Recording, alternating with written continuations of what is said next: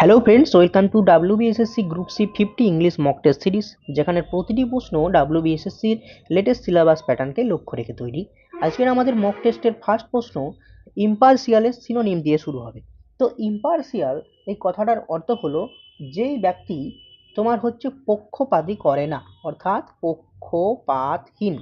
Impartial কথার অর্থ হচ্ছে পক্ষপাতহীন, আর পার্সিয়াল কথার অর্থ হচ্ছে পক্ষপাত। ওকে, তো অপশন এ বায়াসড, এই বায়াসড কথার অর্থই হচ্ছে পক্ষপাতী। তাহলে এই বায়াসড কিন্তু ইম্পার্সিয়ালের অ্যান্টোনিম হয়ে গেল। অপশন সি কেয়ারলেস, মানে যিনি যত্নহীন হয়ে থাকে। এবং অপশন ডি ইমোশনাল, মানে হচ্ছে যিনি অত্যন্ত আবেগপ্রবণ, ব্যাপারটাকে ইমোশনাল বলা হয়। তাহলে পক্ষপাতহীন যার সিনোনিম হবে ফেয়ার, ফেয়ার কথার অর্থ হলো পক্ষপাতহীন। তো অপশন বি এখানে কারেক্ট হয়ে যাবে। 3 নম্বর প্রশ্ন তোমার error correction. one of the boys have completed the task. ওকে, তো ওয়ান অফ দ্য বয়েজ, ছেলেদের মধ্যে একজন টাস্কটাকে কমপ্লিট করেছিল। তো ছেলেদের মধ্যে যখন একজনকে বোঝাচ্ছে, মানে একজনকে বোঝাচ্ছে, তখন সেটা সিঙ্গুলার হয়ে যায়। তো সেখানে হ্যাভের জায়গায় কিন্তু হ্যাজ করা উচিত ছিল। তো এখানে এখানে এই জায়গাটায় ভুল ছিল, অপশন সি অর্থাৎ হ্যাভে ভুল ছিল। ওকে, নেক্সট 4 নম্বর, সি ইজ কিন দ্যাস লার্নিং নিউ ল্যাঙ্গুয়েজেস। তো কিনের সঙ্গে দুটো প্রিপোজিশন বসে থাকে, একবার কিন অন হয় এবং কিন টু হয়। তো কিন অন হচ্ছে তোমার ফিক্সড প্রিপোজিশন, এখানে কিন্তু কিন অনই উত্তর হয়ে থাকবে। এবারে দেখো কেন কিন অন, এটা স্ট্যান্ডার্ড ইউজ, অর্থাৎ এটা হচ্ছে ফিক্সড প্রিপোজিশন, ফিক্সড প্রিপোজিশন। ওকে, তো এটা তোমার হচ্ছে অ্যাকচুয়ালি নাউন বলো, প্রোনাউন বলো বা জিরান্ডের ক্ষেত্রে ব্যবহার হয়ে থাকে, যা অন্য ক্ষেত্রে ব্যবহার হয়ে থাকে ছাড়ো। কিন্তু কিন্তু এটা অ্যাকচুয়ালি তোমার ইনফিনিটিভের ক্ষেত্রে ব্যবহার হয়ে থাকে, ইনফিনিটিভের ক্ষেত্রে ব্যবহার হয়ে থাকে। তাহলে কি মনে রাখবো, যে কিন্তু শুধুমাত্র ইনফিনিটিভে ব্যবহার হয়ে থাকে এবং বাকি সমস্ত ক্ষেত্রে কিন্তু কিন অন প্রিপোজিশন কিন্তু ফিক্সড প্রিপোজিশনের মতো ব্যবহার হয়। কিন্টুতে কিরকম ব্যবহার একটা দেখে নাও।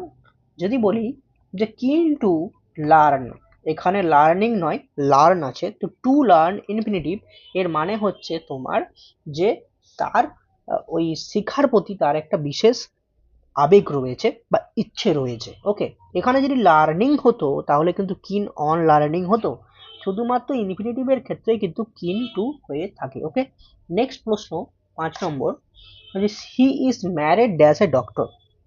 দেখো ম্যারিডের সঙ্গে কিন্তু তোমার টু প্রিপোজিশনটা বসে থাকে, ফিক্সড প্রিপোজিশন টু বসে থাকে।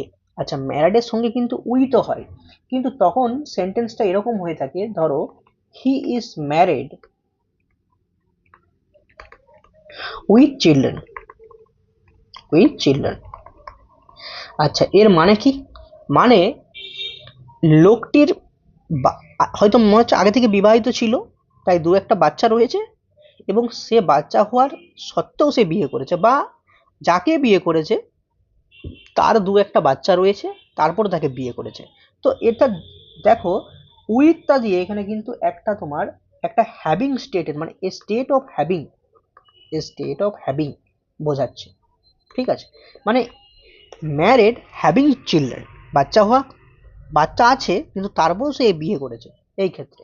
কিন্তু যখন কোনো ব্যক্তির সাথে বিয়ে হয়ে থাকে নর্মাল ব্যাপারে, সেক্ষেত্রে কিন্তু ম্যারিডের সঙ্গে টু প্রিপোজিশনটা ফিক্সড প্রিপোজিশন হিসাবে বসে। Okay, next next voice change, voice চেঞ্জে কি, দেখো দেই হচ্ছে সাবজেক্ট, আর ওয়াচিং অবজেক্ট এবং ভার্ব, এবং দা ম্যাচ হচ্ছে অবজেক্ট। তো অবজেক্ট এলো দা ম্যাচ। ওকে, এখানে তোমার প্রেজেন্ট ইনডিফিনাইট টেন্সে আছে, তাহলে ম্যাচ যেহেতু সিঙ্গুলার তাই ইজ হবে, এখানে দে এর জন্য আর হয়েছিল। আচ্ছা, যখন আইএনজি থাকে তখন সেটাকে প্যাসিভ করার সঙ্গে বিইং আসে, এরপর ভার্বটার পাস্ট পারফেক্ট ফর্ম হয়, তাই ওয়াচের পাস্ট পারফেক্ট ফর্ম হবে ওয়াচড।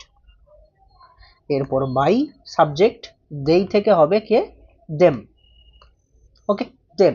তো অপশন মিলছে কোথায়, এখানে ইজ ওয়াচড আছে না, বিং তো নেই, তারপরে হ্যাজ বিন আছে, বিং তো নেই।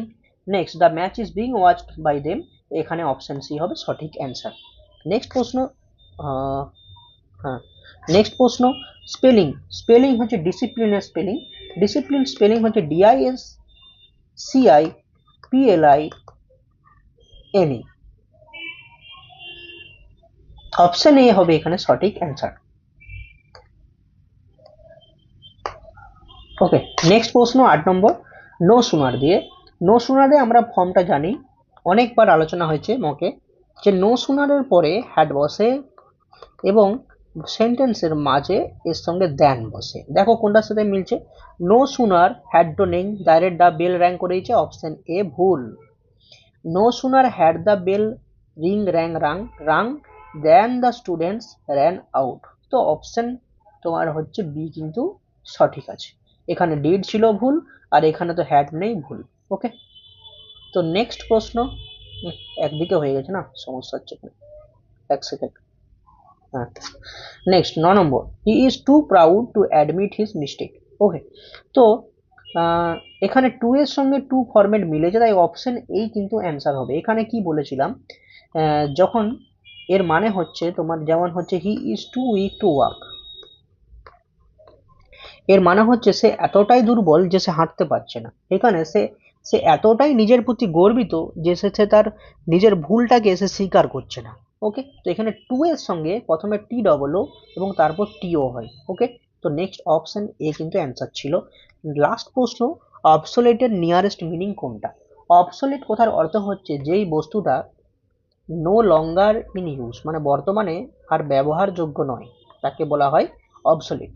অপশন এ হচ্ছে মডার্ন, মডার্ন মানে আধুনিক, তাহলে আধুনিক ব্যক্তি জিনিস নিশ্চয়ই ব্যবহারযোগ্য হয়ে থাকবে, তো এটা হবে না উত্তর।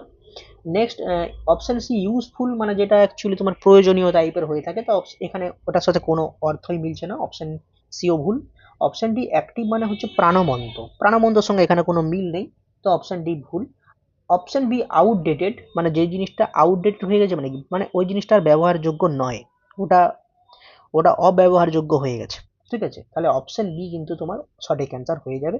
এই ছিল মাত্র 10টি প্রশ্ন, অবশ্যই কমেন্ট করে জানাবে 10-এর মধ্যে কত স্কোর হচ্ছে।